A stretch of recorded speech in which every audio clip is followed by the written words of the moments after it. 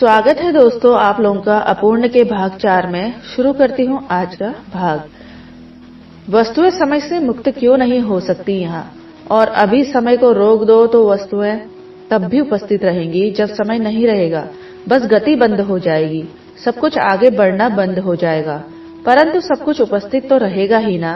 यह सोचकर कालांतक विस्मित हुआ। गति की परिभाषा क्या है, उर्मी ने प्रश्न किया और उस पर आगे विचार प्रकट किए। गति को देख सकने की हमारी क्षमता की भी एक सीमा है। हम उन वस्तुओं की गति नहीं देख सकते जो बहुत तेजी या बहुत धीमी से गतिमान है। हमारी आंखें परमाणुओं और उसकी गतियों को नहीं देख सकते। तो गति बंद होने का विचार सही नहीं है। गति बंद होने की क्या परिभाषा होगी? यदि बड़ी वस्तुएं गति करना बंद भी कर दें तो भी उनके भीतर के अणुओं और परमाणुओं में गति जारी रहेगी, और हम उन वस्तुओं की कल्पना भी नहीं कर सकते जो परमाणुओं से भी छोटी है। मनुष्य उन वस्तुओं को देखने के लिए उपकरणों का उपयोग भी नहीं कर सकता जो इतनी बड़ी अथवा इतनी छोटी है कि हमारी कल्पना से भी बाहर है। उर्वा ने अपने मंगेतर के तर्क का समर्थन किया और बोला, समय के रुक जाने की क्या परिभाषा है? समय की एक इकाई अनिश्चित रूप से छोटी हो सकती है। समय के रुकने से हमारा अर्थ क्या यह है कि एक पल एक वर्ष की तरह गुजरे और एक दिन एक सदियों की तरह?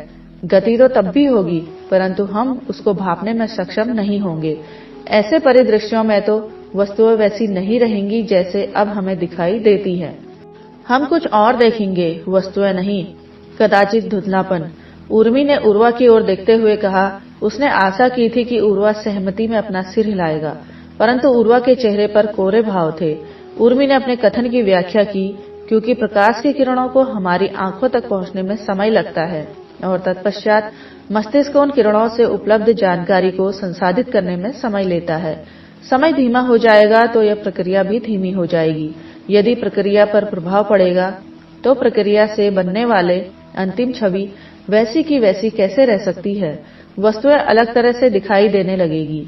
उर्वा के मस्तिष्क में दीपक जला। वह उल्लासित स्वर में बोला, और यदि समय पूरी तरह से ना रहे तो वस्तुएं भी नहीं रहेंगी। समय ही नहीं होगा तो प्रकाश की किरणें हमारी आंखों तक कभी नहीं पहुंच पाएगी। मनुष्य उनको संसाधित करने की प्रक्रिया को भी कभी पूरा नहीं कर पाएगा। इसका अर्थ यह है कि हम कुछ भी नहीं कर पाएंगे।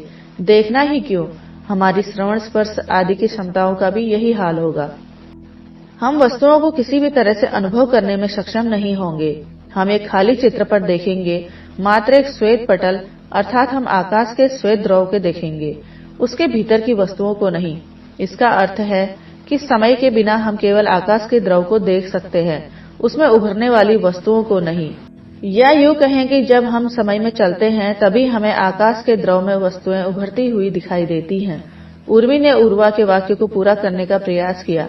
उर्वा ने कहा, हाँ, यहाँ तक कि एक स्थिर वस्तु को देखने के लिए समय की आवश्यकता है। समय के बिना मैं अंधा, बहरा, गूंगा और इंद्रियों से रहित हूँ। मैं कुछ भी नहीं देख सकता, कुछ भी नहीं सुन सकता, मैं कुछ भी अनुभव नहीं कर सकता। समय के बिना मैं केवल कोरा आकाश का श्वेत द्रव देखता हूँ। कदाचित उसको द्रव्य अथवा श्वेत कहना भी उचित नहीं है, वह कुछ भी नहीं है। संभवतः आकाश के बिना समय भी कुछ नहीं है। काल आकाश दोनों को एक साथ अनुभव करने से ही सृष्टि दिखाई देती है। अलग अलग वे शून्य है। इसका अर्थ है कि शून्य सुरंग और आकाश और समय तीनों को एक साथ देखें तो ब्रह्मांड शून्य है। तो क्या श्वेत गोले के रूप में ब्रह्मांड की कल्पना केवल नए साधकों के लिए है? हनुमान जी मुस्कुराए। उर्वा ने बातों बातों में उस सत्य का अनुभव करा दिया था जो गुरु सीधे सीधे नहीं बताते। उस सत्य पर साधक को स्वयं पहुंचना होता है। अन्य मातंगों की समझ में नहीं आया कि उर्वा क्या कह रहा है। वह परम सत्य समझने के लिए नहीं होता, अनुभव करने के लिए होता है। अंततः हनुमान जी ने सभी मातंगों के लाभ के लिए शब्द बोले। समय के बिना आकाश असीमित है। यदि ज्यामितिक रूप से कल्पना करना चाहते हैं तो कहेंगे कि समय के तार आकाश के द्रव को छोटे हिस्सों में बांटते हैं। उन्हीं हिस्सों को किरदार कहा जाता है। एक आत्मा को विभिन्न प्रकार के अनुभव लेने के लिए एक किरदार अर्थात आकाश के एक अंश के साथ जोड़ना पड़ता है। कैसे? सरल है, बस समय के तारों पर फिसलना शुरू कर दो। समय के तार मकड़जाल की तरह पूरे आकाश के द्रव में फैले हुए हैं।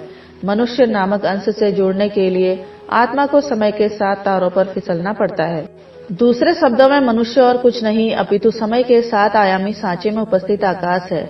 जैसे एक खाली जगह में 4 दीवार और एक छत बना देने से घर बन जाता है, आकाश के चारों ओर समय की 7 दीवारें खींचने से मनुष्य बन जाता है।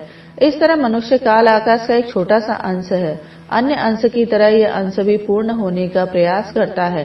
अंश के अधूरेपन और पूर्ण होने की प्रवृत्ति से विविध अनुभव पैदा होते हैं। आत्मा अंश के साथ जुड़कर उन्हीं अनुभव का रसपान करती है।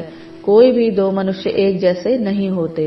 कोई भी 2 शब्द आयामी अंश एक जैसे नहीं होते।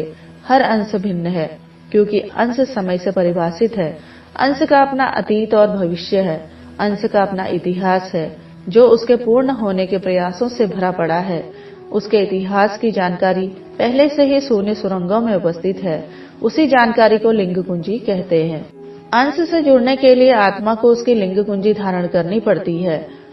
उसमें कोई कठिनाई वाली बात नहीं है। जैसे ही आत्मा समय के तारों पर सवार होती है, उन तारों द्वारा परिभाषित अंश की लिंग कुंजी अपने आप आत्मा के ऊपर लग जाती है। धनुष ने कहा, मैं प्यासा हूँ देव, मुझे क्या करना चाहिए? यदि मैं पानी पीता हूँ तो अपने तन की इच्छा की अनुकृति करता हूँ। यदि मैं अपने प्यास का दमन करता हूँ तो मैं अपने मन की इच्छा अपने ऊपर लाद लेता हूँ। दोनों ही स्थितियों में मेरा किरदार मेरी आत्मा का अगला दृश्य चुनेगा। मेरी आत्मा किरदार से प्रभावित हुए बिना स्वतंत्र रूप से अगला दृश्य कैसे चुन सकती है? मैं अपने किरदार से दूरी कैसे बना सकता हूँ? हनुमान जी ने पूछा, मन की बात छोड़ो, तन से अलग होना तो बहुत सरल है ना देव?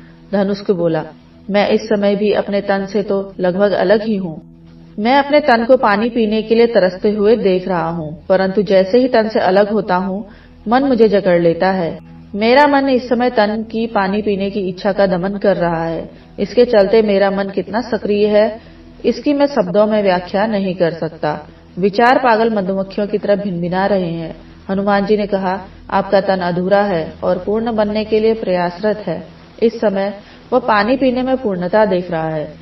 उसके आसपास बहुत सारे पदार्थ हैं, परंतु उसको उनमें से अभी केवल पानी चाहिए। उसकी 5 इंद्रियों की पहुंच में जो भी पदार्थ हैं, वह उनमें से केवल इस नारियल पानी को अपने में जोड़ना चाहता है। हर पल आपका तन या तो अपने भीतर कुछ जोड़ना चाहता है या घटाना चाहता है, ताकि पूर्ण हो सके। उर्वा ने कहा, एक तन कभी पूर्ण नहीं हो सकता देव।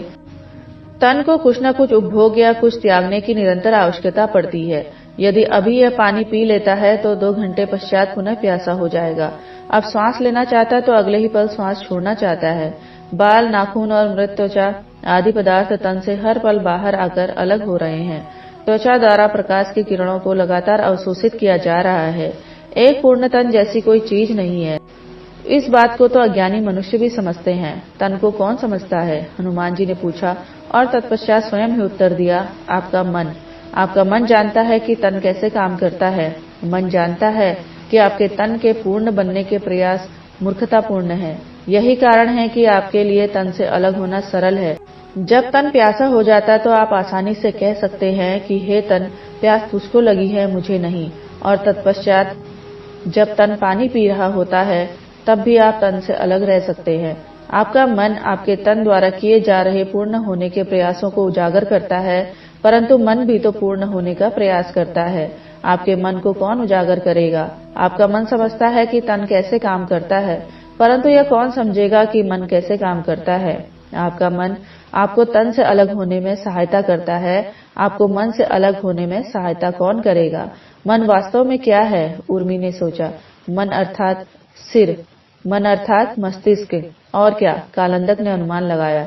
हनुमान जी ने कहा, मस्तिष्क मन नहीं है। मस्तिष्क आपके मन और तन के बीच मात्र एक संचार सेतु है। मन अदृश्य और अमूर्त है। मैं आपको दिखाता हूँ कि मन यदि दिखाई दे तो कैसा दिखेगा। उर्वा, खड़े हो जाओ और पवित्र आग में प्रवेश करो। सभी मातंग धक से रह गए, परंतु उर्वा आग में प्रवेश करने के विचार से तनिक भी भयभीत नहीं हुआ। जब चिरंजीवी गुरु उसकी रक्षा के लिए वहां उपस्थित थे तो डरने की कोई बात नहीं थी। वह तुरंत खड़ा हुआ और अपनी दृष्टि अपने निर्भयता के स्रोत श्री हनुमान जी पर टिकाए रखते हुए पवित्र अग्नि में शान से प्रवेश कर गया। आश्चर्य यह था कि उसे अपने पैरों के नीचे बर्फ जैसा कुछ अति शीतल अनुभव हुआ। जलती टहनियां नहीं, ठंड की अनुभूति उसके पैरों से रीढ़ की हड्डी की यात्रा करते हुए उसके सिर पर पहुंच गई और उसका सिर सुन्न पड़ गया। अब उसे अपनी गर्दन के ऊपर कुछ भी अनुभव नहीं हो रहा था। उसके साथ ही मातंगों के मुख आश्चर्य से खुले के खुले रह गए। वह जैसे सांस लेना तक भूल गए थे। उन्होंने जो देखा वह उनकी कल्पना से भी बाहर था। उर्वा का सिर एक खिले हुए कंद पुष्प की तरह खुल गया था। उसके मस्तिष्क की 4 मांसपेशियां 4 अलग अलग दिशाओं में ऐसे फैल गई थी जैसे किसी पेड़ की जड़ें फैलती हैं, और उसी क्षण 4 दिशाओं में 4 झिलमिलाती हुई आकृतियां प्रकट हो गई थी। चारों आकृतियां उर्वा की भौतिक काया के आकार की ही थी। उर्वा के मस्तिष्क से निकली 4 मांसपेशियां एक सेतु का कार्य कर रही थी। उर्वा की भौतिक काया तथा उसकी 4 मानसिक कायाओं के बीच का सेतु। इस प्रकार दोस्तों अध्याय 9 यहीं पर समाप्त होता है। धन्यवाद दोस्तों, फिर मिलती हूँ अगले अध्याय यानी कि अध्याय 10 अदृश्य 4 में।